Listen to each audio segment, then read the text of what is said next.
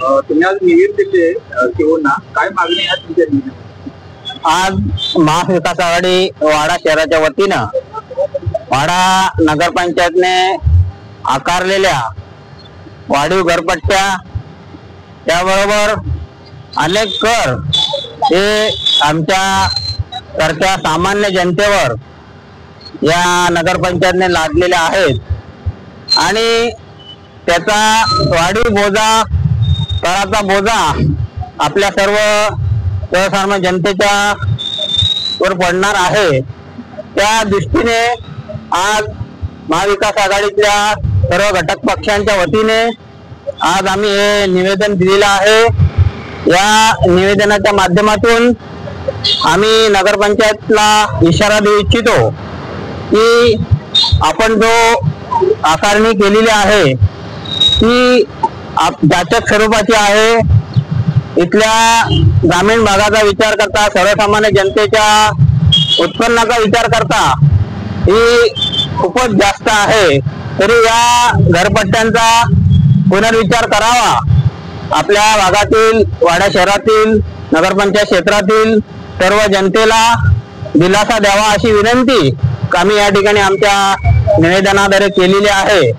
परंतु यामध्ये काही बदल न झाल्यास आम्ही या प्रश्नावर आंदोलनाच्या तयारीत आहोत असा इशारा सुद्धा आम्ही या निवेदनात दिलेला आहे।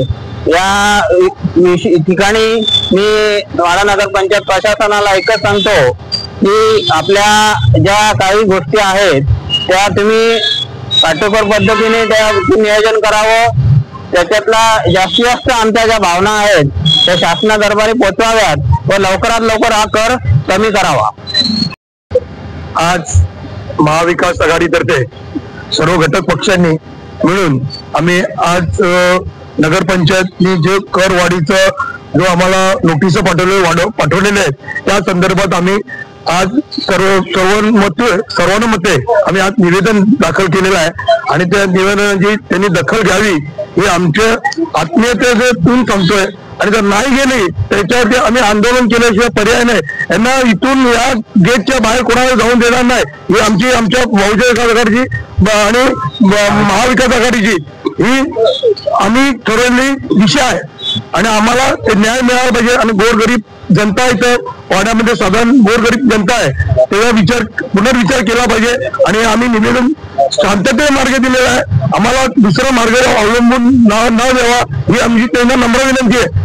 एवढे बोलून सध्या वाडा शहरामध्ये वाडा नगरपंचायत प्रशासनाकडनं निवासी आणि व्यापारी जी संकुल आहेत त्यांच्यासाठी जे करवाढ झालेली आहे त्याच्या नोटीसी देण्याचं काम सुरू आहे। परंतु ह्या नोटीसी जेव्हा पाहिल्या त्या नोटीसीमध्ये की आधी जे कर आकारलेले होते त्याच्यापेक्षा 4 पटीने 5 पटीने या कर वाढलेला आहे आणि अचानकपणे एवढा कर वाढल्यामुळं लोकांमध्ये थोडा संभ्रम निर्माण झालेला आहे जनतेमध्ये।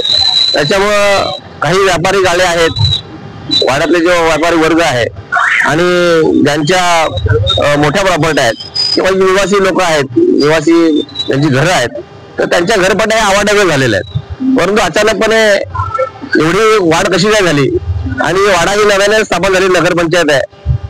गेल्या आता 5-7 वर्ष झाली या नगरपंचायतीला आणि दुय्यम दर्जाची नगरपंचायत आहे। परंतु त्याच्यामध्ये जो रेग्युलर कर असतो घरपट्टी आहे दिवाबत्ती कर आहे हा तर रेग्युलर होताच।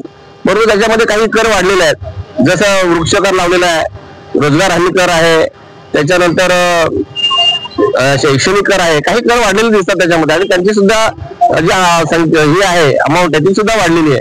तर हे कर कशा पद्धतीने वाढलेले आहेत आणि एकाच वेळी असे मोठ्या रकमा आल्यामुळं लोकांमध्ये थोडासा असंतोष निर्माण झालेला आहे आणि या नगरपंचायतमध्ये रोजच नागरिकांची अगदी हेलपाटे घालावे लागतात सूचना त्यांच्या तिकडे घ्यायला लावलेल्या आहेत। परंतु अशा पद्धतीने जर करवाढ झाली तर या ग्रामीण भागामधली नगरपंचायत आहे व्यापाऱ्यांचं उत्पन्न सुद्धा तेवढं नाहीये किंवा या भागामध्ये जे लोक राहतात तर त्यांची तेवढी म्हणजे हजारोंच्या संख्येमध्ये ती करवाढ झालेली आहे काही पटीने झालेली आहे। या भागाचा विचार करता एवढी करवाढ ही परवडणारी नाहीये तर या करवाढीचा पुनर्विचार व्हावा यासाठी या ठिकाणी आज महाविकास आघाडीच्या वतीने निवेदन देण्यात आलेलं आहे. आणि अशा पद्धतीने आता जे मुख्याधिकारी आहेत किंवा प्रशासन आहे त्यांच्या हातामध्ये जर काय नसेल तर त्यांनी कसा शासन स्तरावर प्रस्ताव पाठवावा आणि ह्या करवाढीचा वाडा नगर पंचायतच्या बाबतीमध्ये पुनर्विचार व्हावा यासाठी आज या निवेदन देण्यात आलेलं आहे. यासाठी या सर्व महाविकास आघाडीतल्या घटक पक्षातले सर्व पदाधिकारी उपस्थित आहेत आणि अशा पद्धतीने जर पुनर्विचार झाला नाही तर जनतेमध्ये जो संतोष आहे किंवा जनतेच्या ज्या भावना आहेत या ठिकाणी येत्या काळामध्ये आंदोलनाच्या मार्फत या ठिकाणी व्यक्त केल्या जातील.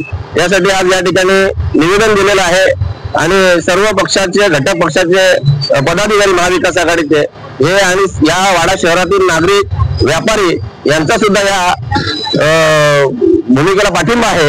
त्यामुळे आज आम्ही या ठिकाणी निवेदन देण्यासाठी आलो होतो. Subscribe for more content.